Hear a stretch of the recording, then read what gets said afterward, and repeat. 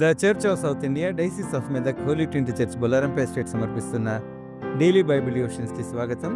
ఈనాటి మన కార్యక్రమంలో కృతజ్ఞత యొక్క శక్తి, ద పవర్ ఆఫ్ గ్రాటిట్యూడ్ అనే అంశంపై మన సంఘ సభ్యులు శ్రీమతి డారతి ముల్కీ మధుకర్ గారు అందించే దైవ సందేశాన్ని వినిపిస్తున్నాం. సందేశాన్ని ఆవిష్కరించే భక్తి గీతాన్ని ముందుగా విందాం.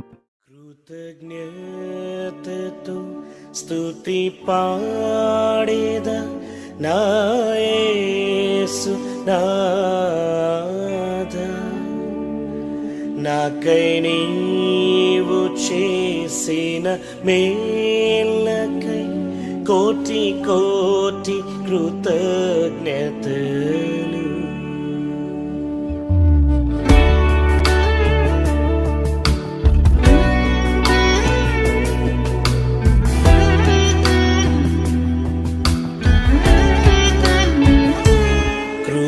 కృతజ్ఞతతో స్తుతి పాడేదా నా యేసు నాథా, నాకై నీవు చేసిన మేలకై కోటి కోటి కృతజ్ఞతలు. కృతజ్ఞతతో స్తుతి పాడేదా నా యేసు నాథా, నాకై నీవు చేసిన మేలకై కోటి కోటి కృతజ్ఞతలు.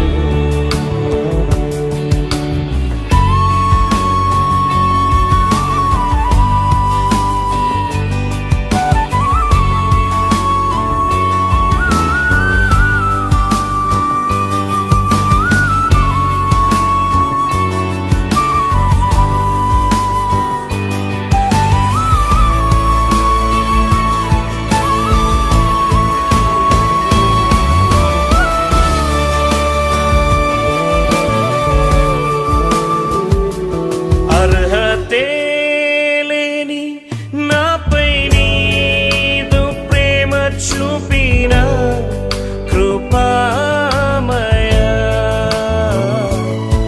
అర్హతే లేని నాపై నీదు ప్రేమ చూపిన కృపామయ,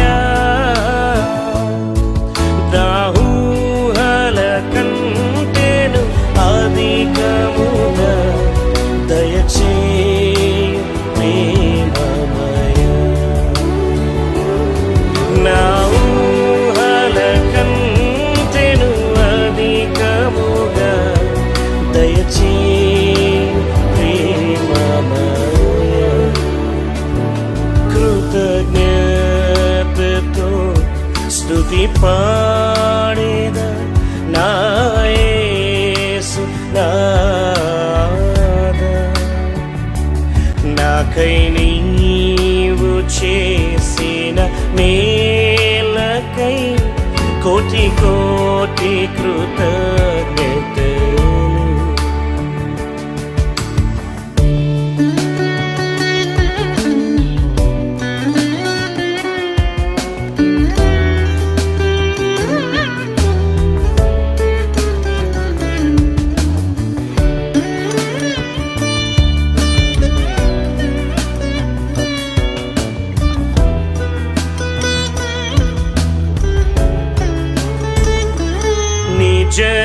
నిజరక్షకుడు యేసుక్రీస్తుని విశ్వసించేద అనునిత్యము,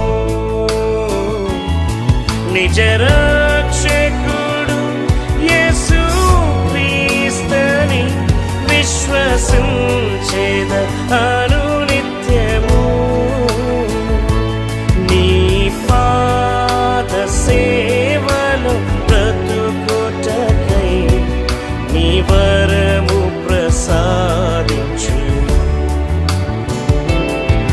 నీ పాద సేవలో బ్రతుకుటకై వరములతో అభిషేకించు. కృతజ్ఞ పాడేదా నా యేసు నాదా. నాకై నీవు చేసిన మేలకై కోటి కోటి కృతజ్ఞతలు. కృతజ్ఞతతో స్తుతి పాడేదా నా యేసు నాదా. నాకై నీవు చేసిన మేలకై కోటి కోటి కృతజ్ఞతలు. కోటి కోటి కృతజ్ఞతలు. కోటి కోటి కృతజ్ఞతలు.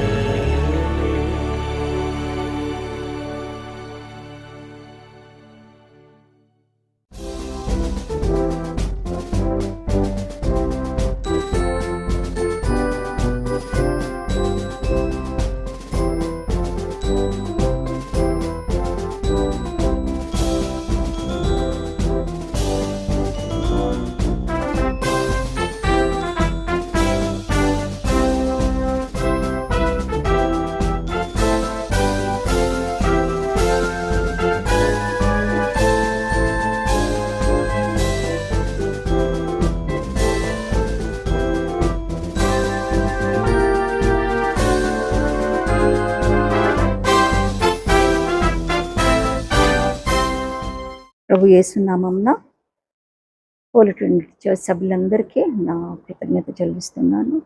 ప్రభు ఇచ్చిన ఈ అవకాశం బట్టి వందనాలు. దేవునికి కృతజ్ఞత ఏమి చెల్లించాలి అనేది ఒక అంశం తీసుకొని దేవుడు నాతో మాట్లాడినప్పుడు కృతజ్ఞతగా ఉండాలని చెప్పాను. ప్రతి చిన్న విషయంలో కూడా we should be grateful and gratitude to God.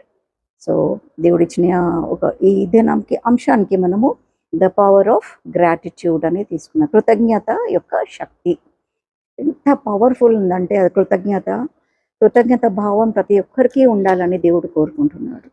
ఈ వాక్యం మీద ధ్యానించేటప్పుడు మనము దేవుని కొన్ని మాటలు దేవుని అడుగుదాము చిన్న ప్రార్థనతో. ప్రభువా, ఈ మాటలు మేము మాట్లాడుతూ ఉండగా మీరు మాతో మాట్లాడమని, ఎలా మేము కృతజ్ఞతగా ఉండాలి అనేది మీరు మాతో వాక్యంతో మాట్లాడుతున్నందుకు వందనాలు చెల్లిస్తూ అనేక మందికి మళ్ళీ ఒకసారి ఇది నెమ్మరు వేసుకోవడానికి కృప చూపించమని క్రీస్తు పేరిట వేడుకుంటున్నాము తండ్రి, ఆమేన్.